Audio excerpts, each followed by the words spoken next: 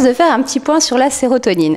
Comme nous l'avons déjà évoqué, notre gestion du stress dépend de la quantité de neurotransmetteurs que nous produisons, elle-même dépendante de l'alimentation.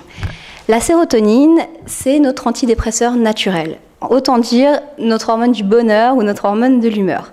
Nous la produisons entre 16 et 18 heures tous les jours et cette production va durer quasiment toute la soirée. Alors quel est le rôle de la sérotonine ? Eh bien simplement de nous aider à décompresser, à prendre du recul, à oublier les événements qu'on a eu au travail pendant la journée et à passer à une nouvelle phase qui sera plutôt une phase détente quand on arrive à la maison.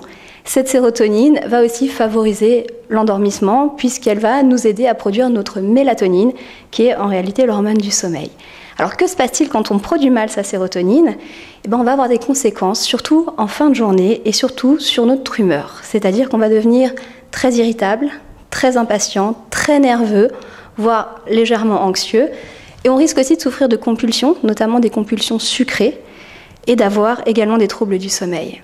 Alors, comme je vous le disais, cette sérotonine est dépendante de notre alimentation, elle aussi. Elle est dépendante de notre alimentation en fin de journée et elle va surtout dépendre de la quantité de glucides et de sucre dans la journée, et notamment entre 16 et 18 heures.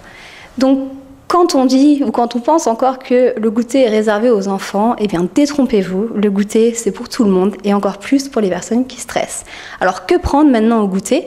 Effectivement, essentiellement des aliments qui contiennent des glucides ou en tout cas qui contiennent des sucres et si possible des aliments qui contiennent aussi beaucoup de magnésium car le magnésium a un rôle important dans la production de la sérotonine.